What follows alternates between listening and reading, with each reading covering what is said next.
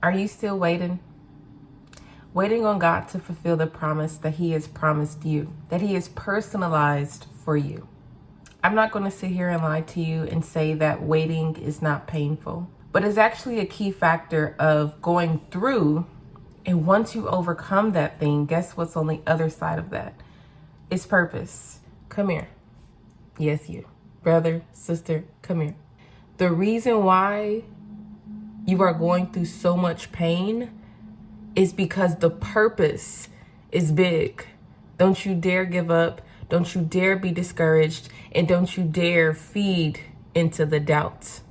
Keep watching. You too can take your pain and birth purpose. Let me encourage you that when it's time, it's going to happen. And when it's time, you're going to know. All right, so in some way, form, or fashion, all of us have experienced a level of pain, especially while we have waited, right? Or some of us are actually still waiting for the promise that God has promised us, right?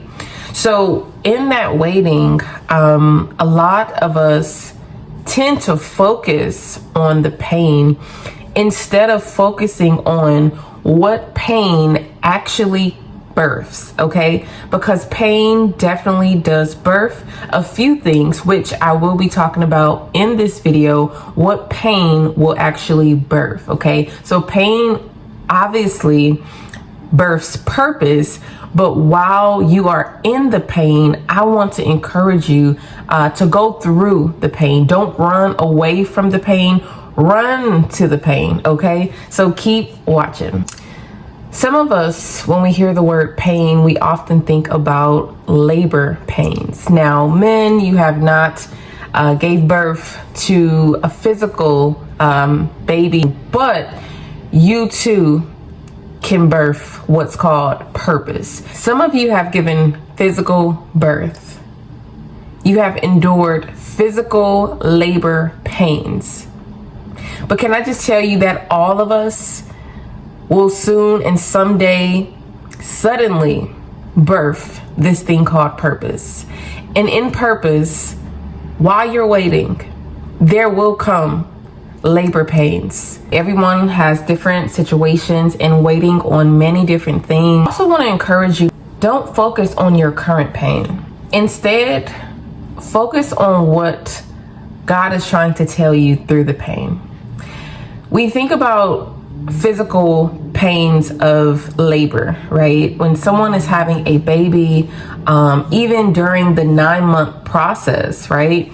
They can experience kicks, they experience pushes, right? They experience the growth of their womb, right? Of their uterus, right? They experience the pain of the transition, right? Their body goes from being one way to stretching and enlarging, right?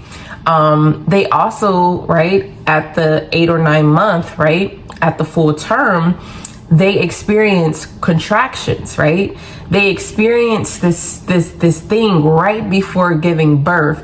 And it's pretty similar to all of us who will and is currently in our waiting season, waiting for the promise that God has promised us, right? And I just want to encourage you too that we are not exempt from any of those pains while waiting on God, right? So I want to encourage you that it is a process, right? Put that down in the comments below, that pain is a part of the process, okay? Pain is a part of the process when you are waiting on God to fulfill the promise that He has promised you, right? What makes you believe that you will not have to experience some level of pain while waiting? I want to ask you, and I want to take a little moment for you to actually answer that question wholeheartedly, truthfully, and vulnerably, right? What makes you think that if someone who is giving physical birth, right, for 9 months, right, the full term, what makes you think that you will not have to bear the pain? We have to learn to wait in hope. We have to learn to wait in faithfulness, right? We have to know and believe in our hearts, right? As a man thinketh in his heart, so is he, right? You have to believe that whatever God has promised you, he's going to deliver on that. Oftentimes, we, yes, you and I, delay our promise that God actually wanted to give to us suddenly, right? We often delay the things that God wanted to do in our life during these seasons, right? God operates in a seasonal way, right? Because what you did to get to this season may not be the things that you can use to get into your next season, right?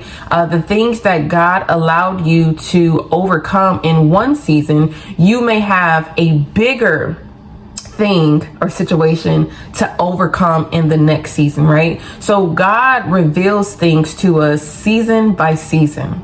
For all my people who want to know everything right now, you want to know everything in your waiting season. You want to know how long it's going to take.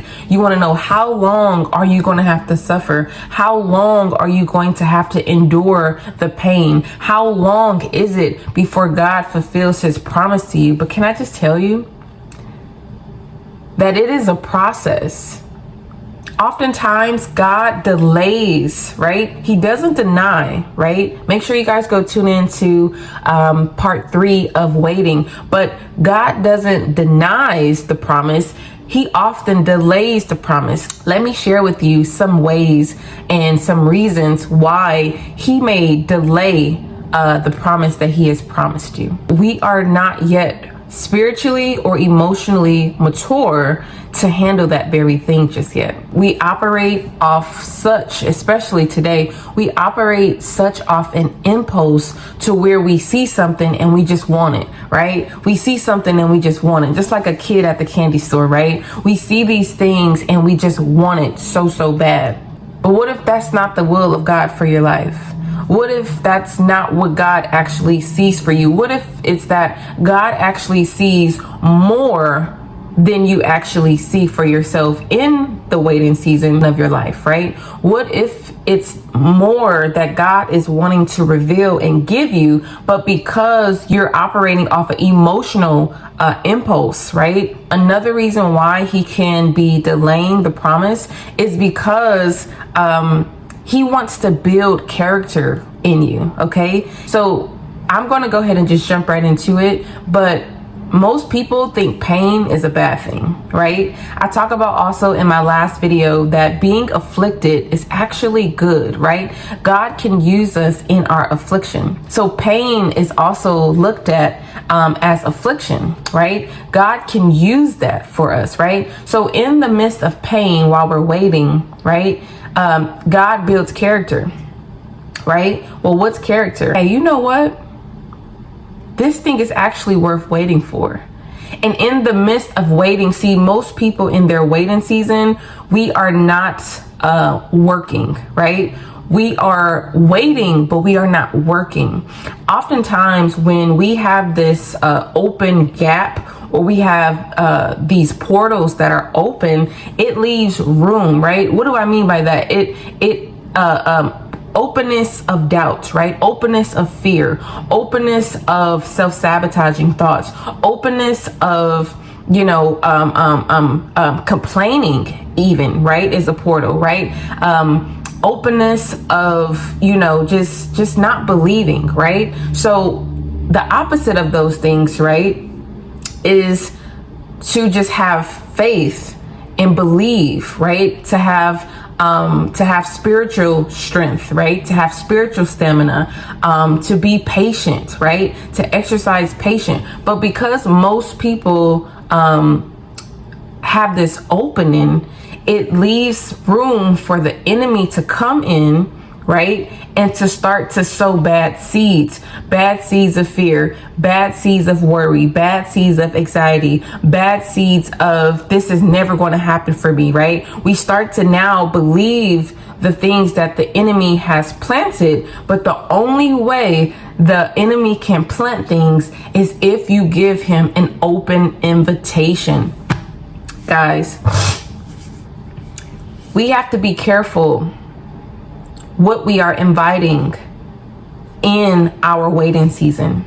This is crucial. We have to be mindful of the open invitations that we are inviting in during our waiting season. We have to be careful that we are not desperate